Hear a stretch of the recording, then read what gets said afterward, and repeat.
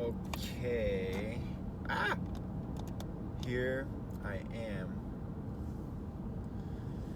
And I know I haven't posted any videos in a long time. And not that I have people necessarily watching that many of my videos, but it doesn't matter because one day they will be. Because, I thought that was a real moose. No, it was a fake moose. It doesn't matter. Anyway, I've been doing some inner work, and that means a lack of translation of my inner world into the outer world, which is to say I'm less focused right now on kind of creating content to share with the world as I am with creating kind of the version of myself that I am ready to present to myself and to the outer world.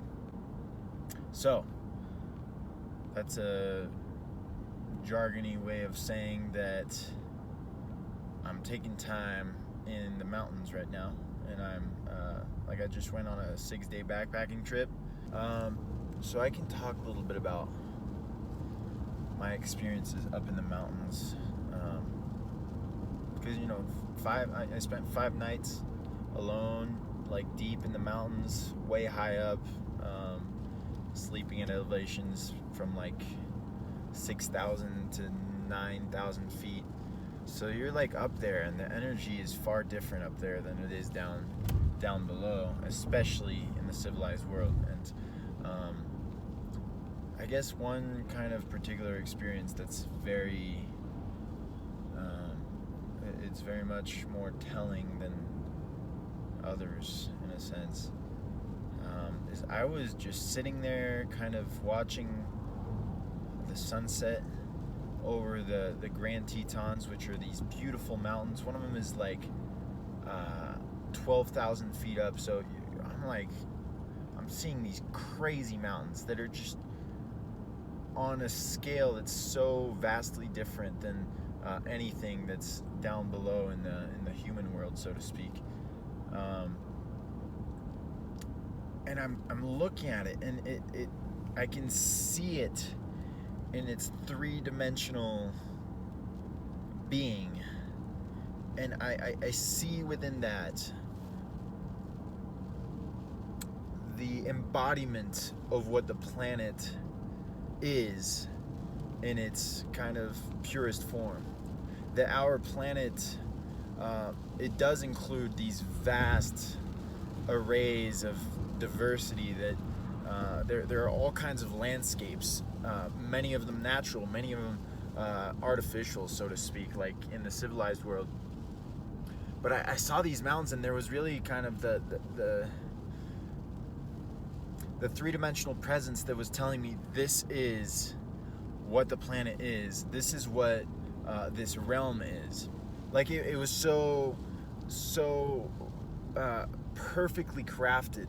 Every nook and cranny was so perfectly aligned in the 3-dimensional matrix, so to speak, as to bring about this almost self-evidence of a designing hand behind it. And it's not like I could necessarily see it, but I could see it at the same time. But there was an energetic kind of presence to that as well.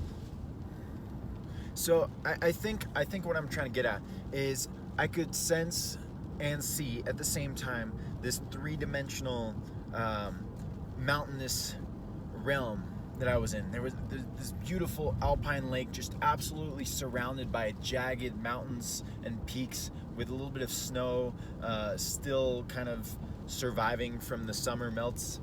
And I could see this three-dimensionality that was supported somehow energetically, but also somewhat visually, by a higher dimensional vibrational modality of being.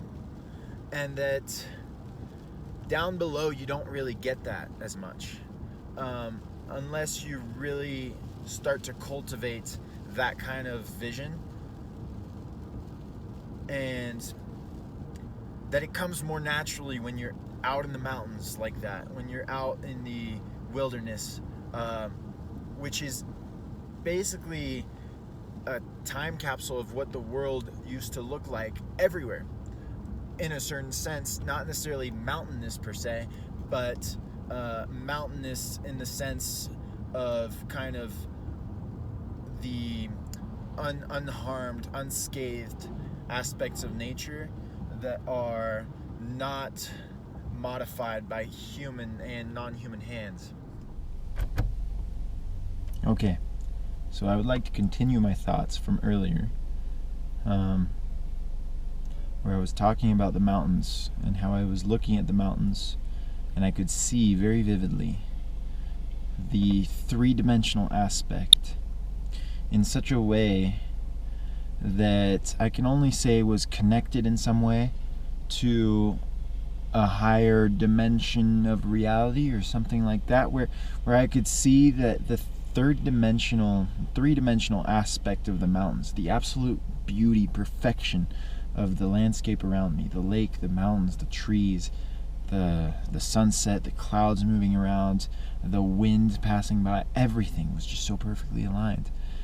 And there was this rippling, this very subtle rippling of energy, one might call it.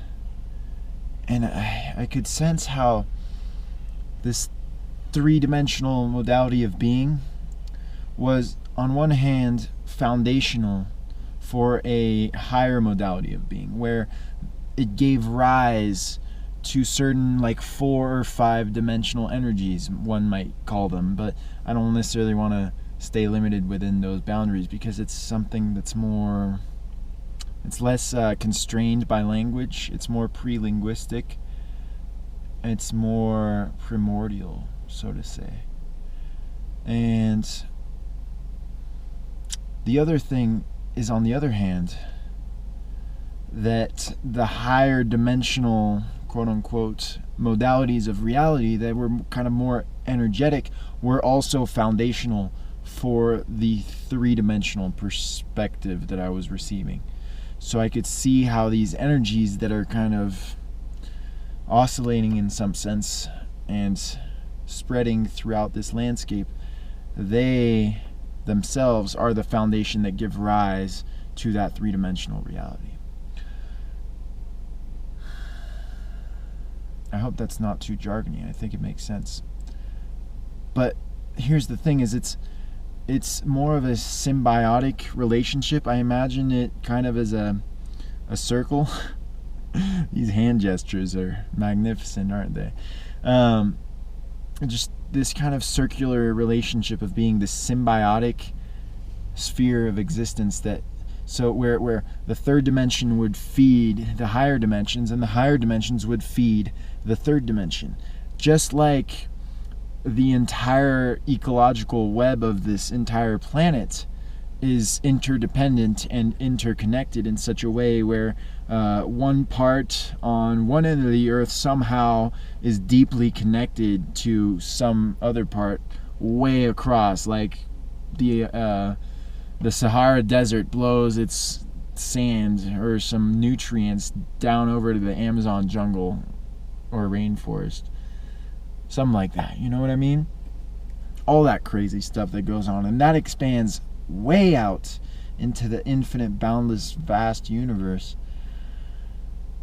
And so it's not just that all of these energies are extending three-dimensionally within this limited modality of perception that we have as human beings, that you could maybe imagine all of that as a certain plane of existence, where you imagine like a the XY coordinates would be the third dimension expanding in a very flat but infinite plane. And then you rise, you got the Z-axis that goes up that way. I hope that's not complexifying things too much. But that would be the other layers of reality to which the third dimensional layer would be connected. And so there are energetic reverberations that expand from this three-dimensional aspect of reality into these vast worlds that are just so beyond what we can currently fathom when we remain in this limited state of consciousness, which, even though it's limited, it is very boundless and infinite in the possibilities of what we can achieve with such a state of consciousness. Think of all the beautiful art, all the beautiful music, all the beautiful language that really speaks volumes past what these objects themselves, without the organization of the human soul being poured into them, the breath that is breathed into them to give them life. Without that, they would just be inanimate, three-dimensional objects in this kind of matterless universe, which, without the energetic reverberations, would just be some nihilistic, meaningless mass, which is what the scientific materialists that control our entire world and our perception of reality are trying to turn this reality into for all of us. But we won't let that happen. Now,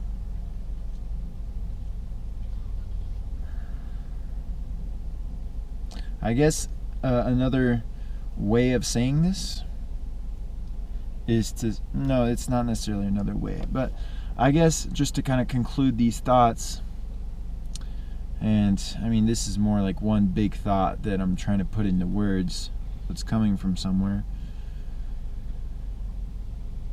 The goal of human beings, the purpose of human beings, the reason that we would be on this planet would be to train ourselves to achieve such modalities of perception that perceive these higher dimensions of existence, these higher modalities of being that expand outward from the three-dimensional plane that we exist on.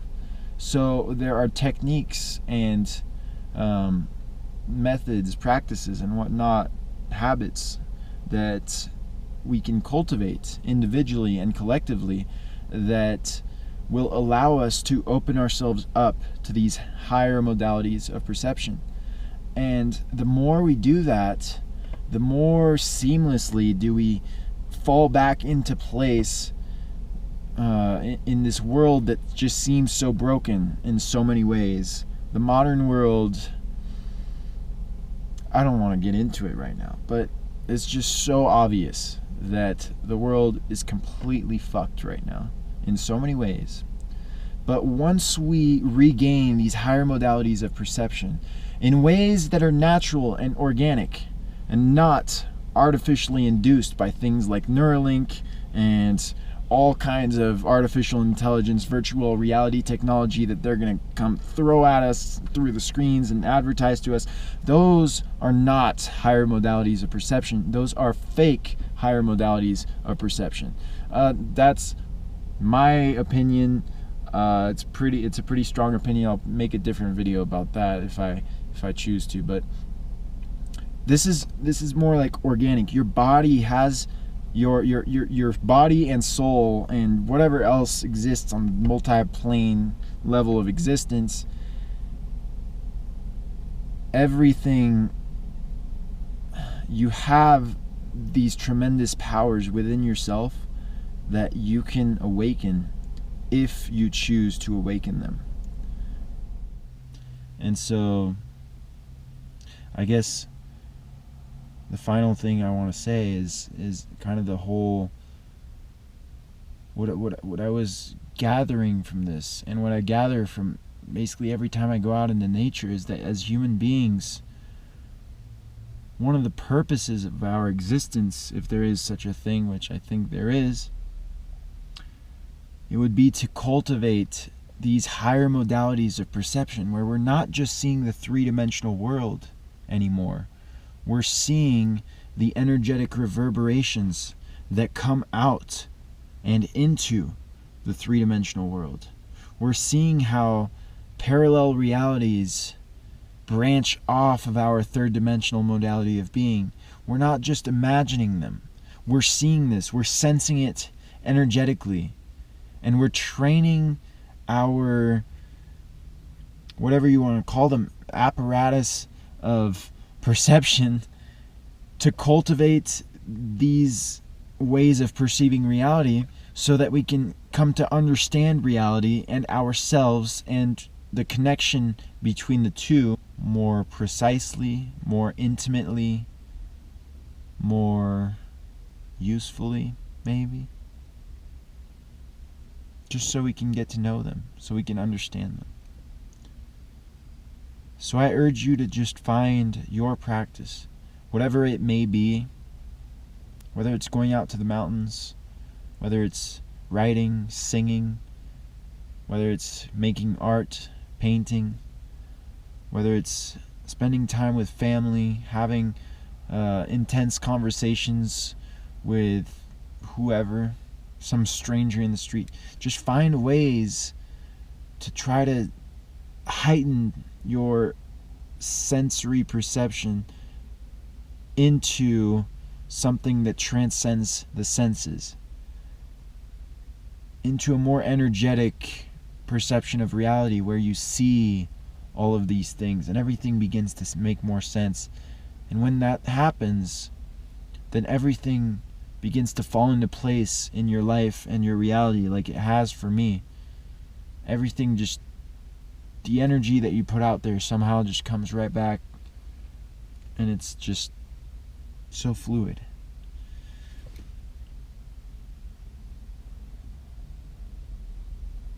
So I guess I would say, if you don't really know how to begin, set some time whenever you can, even if it's just like 2 days. Go out into nature and go with the intention, and really try to do this, of sensing the energy around you. Not just seeing the beautiful trees, the beautiful mountains, the beautiful ocean, and being like, wow, that's cool, and taking pictures of it. Don't take any pictures. Just sit there, walk there, do whatever, and tune in to the energies that are around you and within you. And just see how it feels. See how it presents itself to you. And see what kinds of perceptions you can open yourself up to. I guess that's that. And hopefully that was good. Much love.